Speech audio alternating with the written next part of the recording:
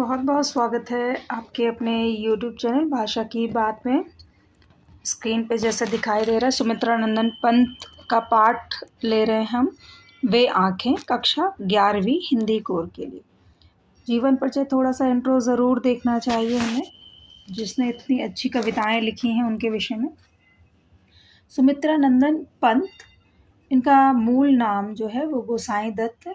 जन्म 1900 कौसानी और अल्मोड़ा में, उत्तरांचल जो में है जहाँ, वहाँ पे इनका जन्म हुआ। और बहुत सारी प्रमुख रचनाएं इन्होंने लिखी हैं, जैसे पल्लव, कुंजन, युगवाणी इत्यादि। भारतीय ज्ञानपीठ पुरस्कार, साहित्य अकादमी और पद्म भूषण से भी इनको सम्मानित किया और मृत्यु 1977 में हो गई। और छायावाद के महत्वपूर्ण स्तंभ, एक पिलर के रूप में इन्होंने काम किया माने जाते हैं। और पंत प्रकृति के चित्रे कवि हैं, मतलब प्रकृति को चित्रित कर देते हैं अपने शब्दों के माध्यम से। प्रकृति को पहली बार प्रमुख विषय बनाने का काम पंत ने किया। उनकी कविता प्रकृति और मनुष्य के अंतरंग संबंधों के दस्तावेज। इनकी प्रारंभिक शिक्षा कौसानी के गांव में तथा उच्च शिक्षा बनारस और इलाहाबाद में हुई। युवावस्था तक पहुंचते पहुंचते महात्मा गांधी के असहयोग आंदोलन से प्रभावित होकर पढ़ाई बीच में ही छोड़ दी। उसके बाद स्वतंत्र लेखन करते रहे। प्रकृति की अद्भुत चित्रकार पंत का मिजाज कविता में बदलाव का पक्षधर रहा है। शुरुआती दौर में छायावादी कविताएं लिखी। पल पल परिवर्तित प्रकृति वेश इन्हें जादू की तरह आकृष्ट कर रहा था। बाद में चलकर प्रगतिशील दौर में ताज और वे आँखें कविता इन्होंने लिखी है और उसका वर्णन किया, जैसी कविताएं भी लिखी। इसके साथ ही अरविंद के मानववाद से प्रभावित होकर मानव तुम सबसे सुंदरतम जैसी पंक्तियां भी लिखते रहे। उन्होंने नाटक, कहानी, आत्मकथा, उपन्यास और आलोचना के क्षेत्र में भी काम किया। मतलब लेखन का कोई ऐसा क्षेत्र नहीं जो पंत जी से अलग हुआ है। उन्होंने हर चीज़ पे एक पैनी नज़र डाली है और अपने मन के भावों को अपनी कविताओं के माध्यम से वर्णन किया है। तो पंत जी भाषा के बहुत सचेत थे। इनकी रचनाओं में प्रकृति की जादूगरी, कक्षा 10वीं कोर्स भी में आप लोगों ने पढ़ा होगा, अगर जो कोर्स भी पढ़ता है, पलवल परिवर्तित प्रकृति वेश, जिसमें पर्वतीय क्षेत्रों का वर्णन किया हुआ है। तो भाषा में अभिव्यक्ति बहुत है। उसे स्वयं जो पंत है चित्र भाषा बिंबात्मक, चित्र भाषा क्या होती है, बिंबात्मक भाषा की संज्ञा देते हैं। ब्रज भाषा खड़ी बोली के विवाद में उन्होंने खड़ी बोली का पक्ष लिया। क्यों? क्योंकि ज़्यादातर जनमानस खड़ी बोली का पक्षधर है और उसी में बात करता है। पल्लव की भूमिका में विस्तार से खड़ी बोली का समर्थन किया। प्रस्तुत कविता वे आँखें जो स्क्रीन पे दिखाई दे रही, इसी को हम पढ़ेंगे। इसका इंट्रो यहाँ दिया हुआ है। प्रस्तुत कविता वे आँखें पंत जी के प्रगतिशील दौर की कविता। प्रगतिशील का मतलब क्या है कि जब कोई भी चीज़ होती है, हम एस्टैब्लिश करते हैं या रन करते हैं, तो वो धीरे धीरे प्रोग्रेस की तरफ चलती है। तो प्रगतिशील दौर की कविता है। इसमें विकास की विरोधाभासी अवधारणाओं पर करारा प्रहार किया गया है।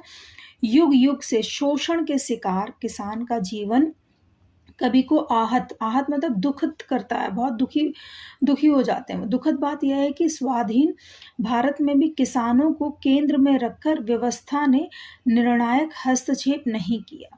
कविता ऐसे ही दुष्चक्र में फंसे किसानों के व्यक्तिगत एवं पारिवारिक दुखों की परतों को खोलती है और स्पष्ट रूप से विभाजित समाज की वर्गीय चेतना का खाका प्रस्तुत करती है। हम बढ़ते हैं अपनी कविता की तरफ। क्या कहती हैं वे आँखें? वे आँखें किसकी आंखों का है? किसान की आंखों के बारे में बात कर रहे हैं, क्योंकि किसानों की हालत आज़ादी के बाद बहुत ज़्यादा खराब स्थिति उनकी हो गई थी। क्या कहते हैं? अंधकार की गुहा सरीखी। गुहा शब्द का मतलब क्या है? जैसे कोई गुफा होती है। गुफाएं कैसी होती हैं? अंधकार से भरी हुई होती हैं। तो वही कवि यहाँ पे कह रहे हैं कि अंधकार किसान की आंखों में ऐसे लगता है, जिस तरह से गुफा में अंधकार है, वैसे ही उसकी आंखों में भी अंधकार दिखाई देता है।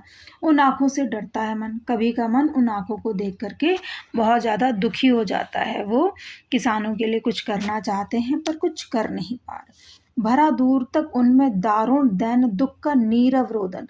उसकी आंखों को देख करके बस यही लगता है कि उसमें दारुण दुख, बहुत ही एक्सट्रीम लेवल का दुख भरा हुआ है। दैन दुख का नीरव रोदन, ऐसा रोना जो बस अंदर ही अंदर है, वो आंसू छलक नहीं रहे हैं। बहुत ही एक्सट्रीम लेवल का दुख किसान की आंखों में भरा हुआ। वह स्वाधीन किसान रहा, अभिमान भरा आंखों में इसका, छोड़ उसे मझधार आज संसार, कगार सदृश वह खिसका। मतलब क्या है, समाज में सभी को जो रहते हैं एक टाइम तक तो कोई किसी का साथ देता है, बट धीरे धीरे क्या होता है, सबको अपना घर परिवार देखना है। तो इसलिए वह स्वाधीन किसान है। जिस किसान की बात लेखक ने की है वह स्वाधीन है, वो किसी के अंडर काम नहीं कर रहा। अभिमान, हमेशा वो अभिमान से अपना काम करता रहा। अभिमान मतलब ये नहीं कि उसे घमंड है, मतलब वो किसी से कुछ भी ले नहीं रहा, उधार नहीं ले रहा, कुछ नहीं कर रहा है, बस अपने आप अपना कार्य कर रहा है। लेकिन कभी कभी किसान क्या होते हैं, ज़मींदारे के हाथों की कठपुतली बन जाते थे, परेशान हो जाते थे, तो वो कुछ पैसा उनसे उधार ले लेते थे और उनका इंटरेस्ट कभी ख़त्म ही नहीं होता था। कह रहे संसार का कगार सदृश खिसका, मतलब उसका साथ संसार के लोगों ने भी उसे बीच मझधार में छोड़ करके, और सारे संसार के लोग भी वहाँ से चले गए, वहाँ से खिसक गए। लहराते हुए खेत द्रगों में, द्रग कहते हैं आँखों को, तो लहराते वो खेत द्रगों में मतलब आँखों में, जो किसान है उसकी आँखों में, द्रगों आँखों में उसके लहलहाते हरे भरे खेत नज़र आते हैं। हुआ बेदखल वह अब जिनसे, और ज़मींदार ने उसको उसके खेतों से अलग कर दिया, बेदखल कर दिया। हंसती थी उसके जीवन की हरियाली जिनके तृण तृण से। कह रहे उसके जीवन, बहुत खुशहाल जीवन था उस किसान का, खेतों की हरियाली, उसके जो फसलें हैं उनको देख करके उसका जीवन बहुत खुशमय हो जाता था, वो बहुत खुश हो जाता था अपनी फसलों को देख करके। आँखों ही में घूमा करता वह उसकी आँखों का तारा। आँखों का तारा किसे कहा गया, उसके पुत्र को। कह रहे उस किसान की आँखों में उसका जो आँखों का तारा, उसका जो पुत्र है घूमा करता है, वो उसको याद करता है। कारकुनको की लाठी से जो गया जवानी में ही मारा, किसने, कारकुनको कौन है, ज़मींदार के जो लोग हैं, ज़मींदार के जो गुंडे हैं, उन्होंने उसको जवानी में ही उसकी मार डाला। क्यों, क्योंकि गर्म खून था। जब उन्होंने उसके खेतों को हथियाना चाहा होगा, उसके जानवरों को और पिता को परेशान करना चाहा होगा, तो उसने उनसे मुँहजोरी की होगी, और बहुत अत्याचार हुआ करता था गरीबों पर, तो किसान के बेटे को उन ज़मींदार के गुंडों ने मार डाला। तो जो किसान की आँखों में घूमता है। आगे बढ़ते हैं इसी कविता में कि क्या हुआ। देखिए ये आँख का चित्र बनाया हुआ है। बिका दिया घर द्वार, क्या किया ज़मींदार ने, घर द्वार को नीलाम करवा दिया। महाजन ने ब्याज की कौड़ी छोड़ी, ब्याज की एक एक कौड़ी, एक एक पैसे को उसने उसके खेतों को नीलाम करके, उसके घर को नीलाम करके, जानवरों को नीलाम करके और सारी वसूल करी। रह रहे आंखों में चुभती वह कुर्क हुई बर्दों की जोड़ी। किसान के पास क्या होते थे, गाय और बैल ज़रूर होते थे, और जिन्हीं से वो खेती करता था। अब रह करके आंखों में, किसान की आंखों में कुर्क हुई, मतलब जो नीलाम हो गई उसके जानवर, जो बैल, उनकी जोड़ी बहुत उसको चुभती है। क्यों, क्योंकि उसने बहुत प्यार से अपने जानवरों को पाला है। उजरी उसके सिवा किसे कब पास दुहाने आ देती, उजरी उसकी गाय का नाम है। कह रहे उसकी जो गाय है उजरी, वो अपने पास दूध दोहने के लिए किसी और को नहीं आने देती थी सिवा उस किसान के। आंखों में नाचा करती उजड़ गई जो सुख की खेती। उसका जो परिवार था पूरा बहुत खुशहाल था, बहुत खुशी, बहुत संपन्नता थी। कौन सी संपन्नता, पैसे से संबंधित संपन्नता नहीं, कौन सी संपन्नता, रिश्तों से संबंधित संपन्नता। तो उसकी पत्नी, उसके बच्चे, उसके खेत खलिहान, जानवर सभी बहुत अच्छे तरीके से वो उनकी देखभाल कर रहा था, उनके साथ वो सब रह रहे थे। वो सारी चीज़ें उजड़ गई।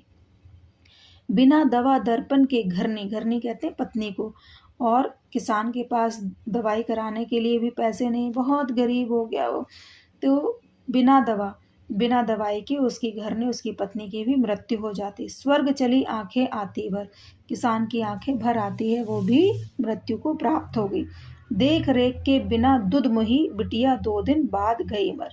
और क्योंकि जो छोटी बच्ची उसकी हुई थी, दूध-मुही बच्ची मतलब बहुत छोटी बच्ची, बिना माँ के उसकी और देखभाल कोई कर नहीं पाया, तो वो बेटी भी मर गई जो छोटी थी। इतनी दुखद उसकी स्थिति हो गई। आगे क्या है कि घर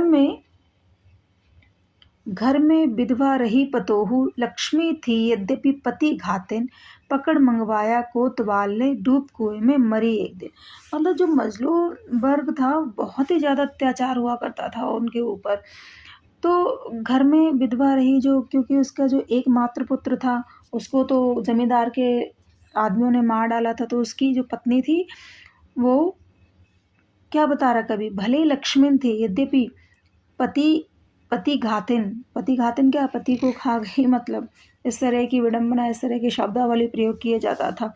पकड़ मंगवाया कोतवाल ने, कोतवाल मतलब क्या हो गया, थाने का जो इंचार्ज है उसने उसको पकड़ मंगवाया, किसके लिए, उसके साथ दुष्कर्म करने के लिए। तो उसके साथ अत्याचार किया, उसके साथ दुष्कर्म किया, और तो उसने अपनी इज्जत को बचाने के लिए कहाँ कूद गई, कुएं में कूद करके अपनी जान को दे दिया। वो बहुत ही ज़्यादा अच्छी स्त्री थी, मतलब अच्छी बहू थी। खैर पैर की जूती जोरू, अब कभी क्या कहते हैं, खैर पैर की जूती जोरू ना सही एक दूसरी आती। मतलब समाज में जो विडंबना है, समाज में जो वार्तालाप हो रहे हैं, समाज की जो सोच है, वही सोच उन्होंने लिखी। क्या लिखी, जोरू मतलब क्या है, औरत, पत्नी, उसको क्या कहा, पैर की जूती। जैसे जिस प्रकार से हम पैरों के जूते आए दिन बदल लेते हैं, फट जाते तो चेंज कर लेते, तो पत्नी को या स्त्री को किस रूप में रखा गया, जूते के रूप में। तो वो चेंज हो जाती है, बदल जाती है, अगर मृत्यु हो गई तो दूसरी ब्याह कर आ जाएगी, ना से एक दूसरी आती। इसलिए कवि ने यहाँ पे ये लिखा, जो समाज की स्थिति पर जवान लड़के की सुध कर सांप लौटते फटती छाती। लेकिन किसान को जवान जो लड़का गुंडों के हाथों से मारा गया, उसकी याद कर करके जो किसान है उसकी छाती फटने को आती है। वो बहुत एक्सट्रीम लेवल का दुख उसके अंदर भरा हुआ। पिछले सुख की स्मृति आंखों में क्षण भर एक चमक है लाती। जो कभी कभी जो किसान है वो एक पल के लिए पुरानी स्मृतियों, पुरानी यादों में पहुंच जाता है, पास्ट में पहुंच जाता है, तो वो खुश हो जाता है। लेकिन तुरंत शून्य में गड़ वह चितवन, तीखी नोक सदृश बन जाती। और तुरंत ही उसकी जो आंखें हैं शून्य में आसमान की तरफ देखने लगती हैं, और वहाँ से दुखी दुख उनकी आंखों में भर जाता है, तीखी नोक सदृश बन जाती, तीखी चुभन उसको होने लगती कि उसके सारा संसार ही खत्म हो गया, सिर्फ वो किसान ही बचा हुआ है। ये विडंबना, ये स्थिति बहुत दारुण दुख से भरी हुई बिंब प्रस्तुत करती ये कविता है। इसकी शब्दावली या इसके प्रश्न क्या है, प्रश्न भी देख लेते हैं।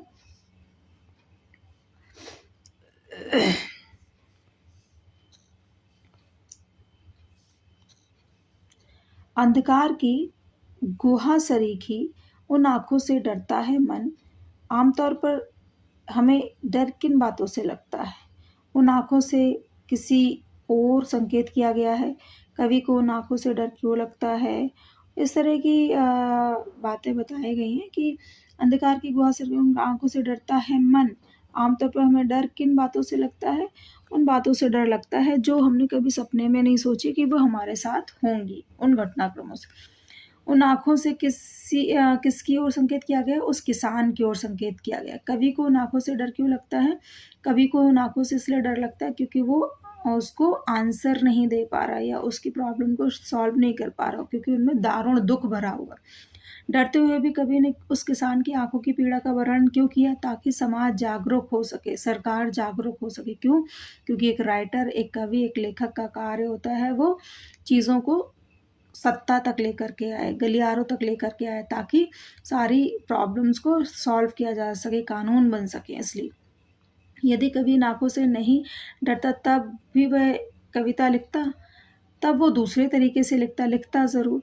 कविता में किसान की पीड़ा के लिए किन्हें जिम्मेदार बताया गया, शासन को, व्यवस्था को, जमींदारों को बताया गया।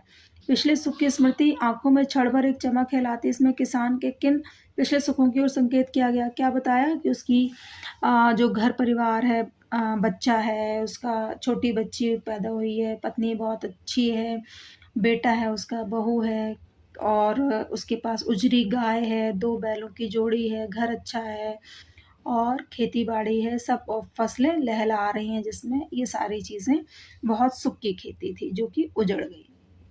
ठीक है? इस तरह से आप अपने पार्ट को गो थ्रू कर लीजिएगा, जो भी प्रॉब्लम है आप कमेंट बॉक्स में कमेंट कर सकते हैं। Thank you for watching video.